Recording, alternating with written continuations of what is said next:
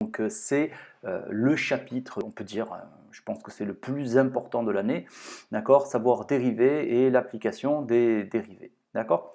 Alors, à ton niveau, c'est pas compliqué, hein. Donc les dérivés, on s'en sert pour quoi? Eh bien, on s'en sert particulièrement en fait pour déterminer le sens des variations des fonctions, et on s'en sert pour déterminer les extrémums locaux. Voilà. Donc, tu vas voir hein, ici, ce qu'il faut surtout, c'est beaucoup appliquer, c'est voir beaucoup d'exemples. Euh, donc là, ici, alors, première chose à retenir, c'est que sur les intervalles où ta dérivée est positive, la fonction est croissante. Et sur les intervalles où la fonction est négative, ta fonction est décroissante. Sur les intervalles où ta fonction elle est strictement positive, eh bien ta fonction est strictement croissante. Et sur les intervalles où ta fonction est strictement négative, ta fonction est strictement décroissante. Voilà, je t'ai mis un petit exemple ici, d'accord, c'est très clair. Sur l'intervalle AB ici, ma dérivée est positive, donc ma fonction sera croissante. Voilà, c'est représenté par une flèche. On va rajouter 0, voilà, ok. Ici, ce que tu auras ici, les images que tu auras ici, bien sûr, c'est ici, ce sera l'image de A, voilà, d'accord, voilà, ici l'image de C, d'accord, ici l'image de B, ici l'image de D. Alors, lorsque l'on connaît, d'accord, précisément la valeur, ben, voilà, on calcule en fait l'image ici, d'accord. Donc ici, par exemple, ça sera f de B. Hein. Ici, ça sera f de A. Faites attention, quelles sont les erreurs que pourraient faire les élèves? Peut-être, voilà, calculer l'image de C par f'. C'est pas bon, d'accord? Il faudra calculer l'image de C par f, ou l'image de A par f, ou l'image de B par f, etc. La deuxième chose, en fait, c'est quoi? C'est que, c'est concernant les extrémums locaux. Donc je me place sur un intervalle AB, d'accord? Et on voit qu'on a des extrémums locaux, ok? Alors on appelle extrémums locaux, pourquoi? Parce que ici, au voisinage de K, par exemple, tu vois, au voisinage de K ici, bah, tu vois bien que voilà, l'image de K est un maximum. Hein.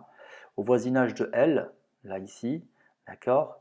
Ben, tu vois bien que l'image de L est un extrémum aussi, d'accord? C'est un minimum ici, d'accord? Mais réellement sur l'intervalle AB, bien sûr, l'image de L ou l'image de K ne sont pas ni des max ni des min, ok? C'est pas des maximums ou des minimums, ok? Le maximum, il semble que ici, pour le schéma à deux balles qu'on a fait, il semble bien que ben, ça soit f de c qui semble bien être le maximum, et il semble bien que f de e soit le minimum. Mais en revanche, en résolvant f' de x égale 0, tu vas obtenir, d'accord, ces valeurs, au moins ces valeurs-là, c'est-à-dire k, l, c, e et m, ok, dans cet exemple-là. Donc il faut deux choses en fait pour pouvoir dire qu'en une valeur on a, on a l'image qui représente des extrémums locaux, d'accord. Il faut que d'une part en ces valeurs-là la dérivée s'annule, et en plus qu'il y ait un changement de signe, ok. Si par exemple je prends x puissance 3, alors x puissance 3 ça se présente comme ça. Donc si je prends la fonction y égale x puissance 3, donc ça se présente entre, c'est un truc comme ça, d'accord. Si je regarde bien, alors en fait ici en 0 on est bien d'accord, hein, qu'on soit clair, j'ai pas d'extrémum local, d'accord, c'est clair, ok. Mais pourtant, si je prends f de x égale x puissance 3, eh bien j'aurai la dérivée qui vaut x au carré, et par conséquent, f' de x égale 0, c'est équivalent à dire que x égale 0. Ok. Mais cela dit, je ne peux pas dire qu'en 0, ici, je ne peux pas dire que j'ai un maximum. D'accord? Je ne peux pas le dire que j'ai un maximum. D'accord? Il me manque.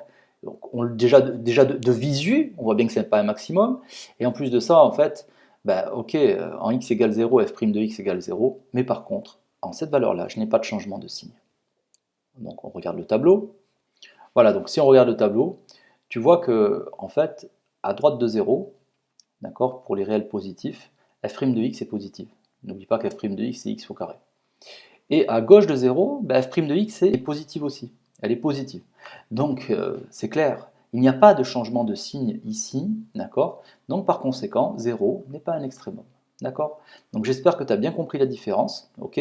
Ce n'est pas parce que une valeur vient annuler la dérivée que son image représente un extrémum, d'accord? Il faut pour cela deux choses. Il faut, certes, qu'elle annule la dérivée, mais il faut aussi qu'il y ait un changement de signe en cette valeur.